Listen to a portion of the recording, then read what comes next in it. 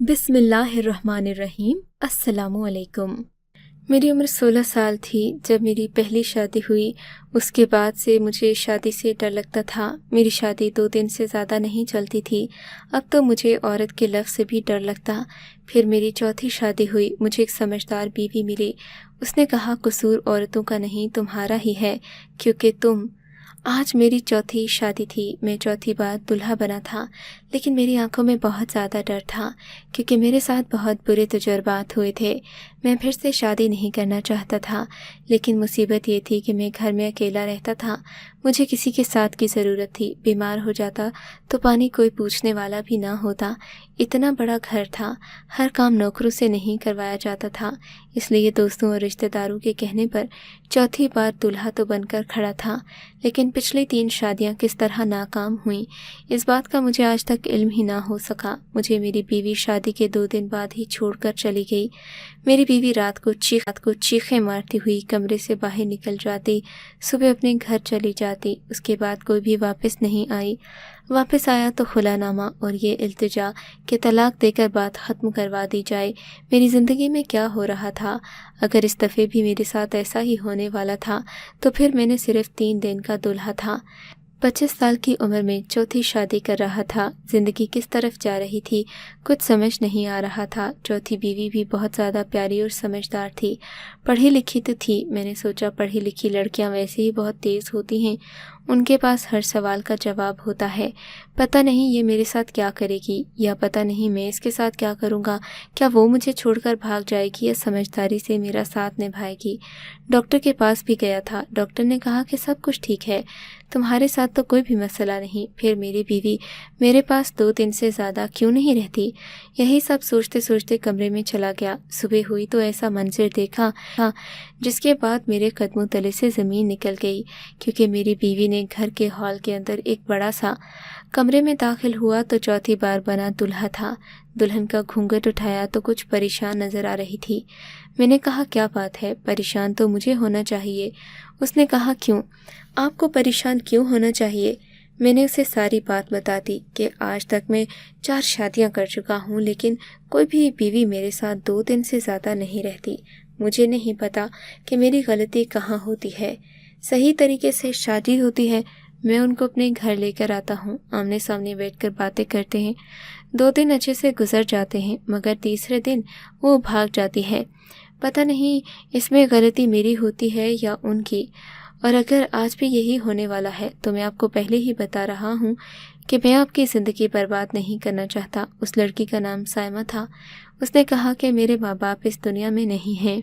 मामू ने शादी कराया था मुझे कि इस लड़के की पहले 3 शादियां हो चुकी हैं, लेकिन कोई भी बीवी साथ नहीं दे रही, बच्चे भी नहीं हैं, इसलिए मैंने शादी के लिए हाँ कर दिया। वैसे भी मेरे पास और कोई ऑप्शन नहीं था। अगर आपसे शादी करके यहाँ ना करती तो अपने बूढ़े बेटे से मेरी शादी करवा देते, और मैं ये करना नहीं चाहती थी, इसलिए यहाँ पर आपके सामने मौजूद हूँ। पर क्या अजीब सी बातें कर रहे हैं हम। मैंने उसे कहा कि हाँ, इस दफ़े मैं बहुत एहतियात से काम करता हूँ। मैं सोफ़े पर सो जाता हूँ, तुम अपने तरीके से सो जाओ। 3-4 दिन एक दूसरे से बात भी नहीं करेंगे, एक दूसरे की तरफ देखेंगे भी नहीं। जब बात ही नहीं होगी तो मैं तुम्हें देखूंगा ही नहीं, तुम्हारे पास ही नहीं आऊँगा, तो फिर कोई मसला कैसे बनेगा? बस मुझे छोड़ कर मत जाना। आप मुझ में इतनी हिम्मत नहीं है कि मैं बार बार किसी का चेहरा देखूं। मुझे तुम अच्छी लगी हो, तुम समझदार लगती हो, बस तुम ही मेरे साथ रह जाओ। मेरी बीवी ने कहा कि मैं समझदार हूँ और मेरे पास वापस जाने का कोई रास्ता नहीं है। मैं पूरी कोशिश करूँगी कि मैं इस रिश्ते को निभा सकूँ। ऐसा नहीं होगा कि छोटी सी बात के लिए आपको छोड़कर चली जाऊँ। उसने मुझे कहा कि अल्लाह का नाम लेकर अपनी ज़िंदगी का आगाज़ करते हैं, 2 नफिल पढ़ते हैं, कुछ नहीं होगा, सब खैर होगी। अगर हम एक दूसरे की किस्मत में लिखे हैं तो फिर कुछ गलत नहीं होगा। मैंने ये सब तो किया, मगर फिर भी अपनी बीवी से कहा कि मैं सोफ़े पर जाकर ही सोऊंगा, क्योंकि मुझे पहले ही 3 बीवियां छोड़कर जा चुकी हैं। पहले मुझे लोगों ने कहा कि वो तीनों गलत थीं, उनका कोई चक्कर होगा, वो तुम्हें पसंद नहीं करती होंगी, इन्होंने तुमसे तुम्हारी दौलत के लिए शादी की होगी। इस तरह की बातें मुझे कही गईं, बताई गईं। लेकिन जब तीसरी बीवी गई तो उसके बाद मुझे ऐसा लगता है कि गलती मेरी है, क्योंकि 3 दिन के बाद बीवियां चीखें मारती हुई मेरे कमरे से نکل جاتی ہیں اس کے بعد مجھے نظر ہی نہیں آتی۔ میری بیوی بھی تھوڑی سی ڈری ہوئی لگ رہی تھی، لیکن اس سے زیادہ میں خود ڈرا ہوا تھا۔ مجھے تو شادی کے لفظ سے ہی ابنے لگا تھا۔ میں صوفے پر جا کر سو گیا۔ 3 دن تک اپنی بیوی کے ساتھ اس طرح پیش آیا جیسے اسے جانتا ہی نہیں ہوں۔ بار بار مجھے بلاتی، اسے کوئی کام ہوتا تو مجھ سے پوچھتی۔ اسے کیا پتہ تھا کہ گھر میں کون سی چیز کہاں پڑی ہے، لیکن میں نے اس سے کہا کہ تم مجھ سے بات نہ بھی کرو، مجھ سے دوری اختیار کر کے رکھو، بس 3 دن گزر جانے دو۔ میری بیوی بھی تھوڑی تنگ آ گئی، لیکن یہ 3 دن گزر گئے۔ 3 دن کی رات ہی ایسا کچھ ہوا کہ میں حیران رہ گیا۔ میں سو رہا تھا، کسی نے میرے کاندھے پر اپنے ہاتھ کا دباؤ ڈالا تو میں ہڑبڑا کر اٹھ بیٹھا۔ سامنے کا منظر دیکھ کر میں اچھل پڑا۔ وہ میری بیوی تھی۔ میں نے کہا، کیا ہو گیا؟ کیا مجھے چھوڑ کر جا رہی ہو؟ مجھے جانے سے پہلے جگا رہی ہو؟ کیا مجھے چھوڑ کر جاؤ گی؟ کیا غلطی ہوئی مجھ سے؟ اس دفعے تو میں نے کچھ نہیں کیا۔ میں نے اپنی بیوی کو غور سے دیکھا، اس کے ماتھے پر ایک زخم لگا ہوا تھا۔ میں نے کہا، کیا ہوا ہے تمہیں؟ تمہارے ساتھ یہ کیا ہوا؟ میں نے کہا کہ اس لیے تم مجھے چھوڑ کر جا رہی ہو۔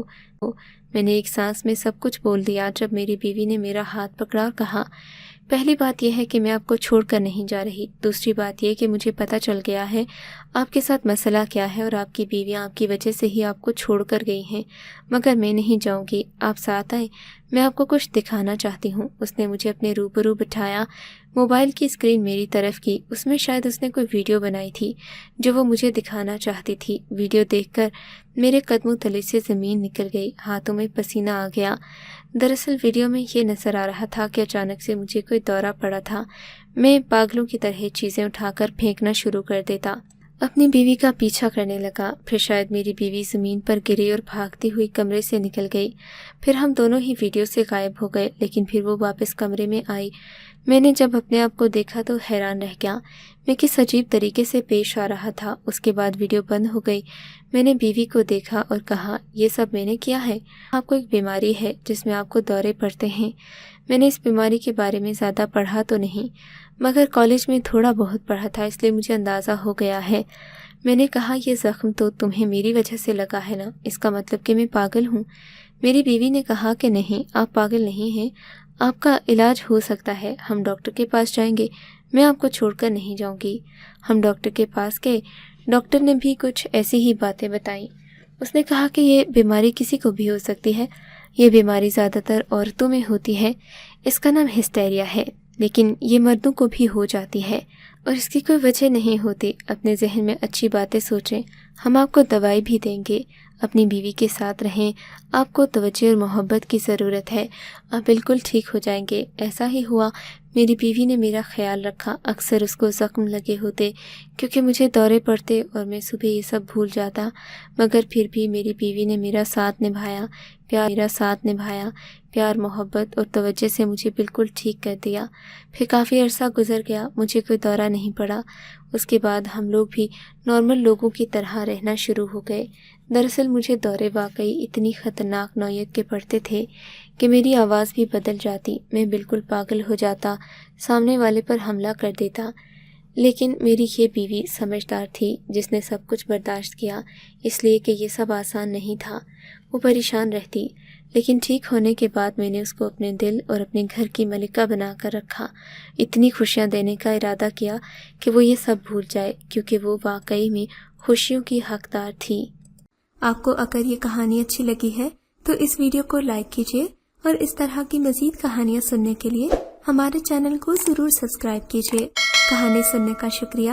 آپ سے ملاقات ہوگی اگلی ویڈیو میں، تب تک کے لیے اللہ حافظ۔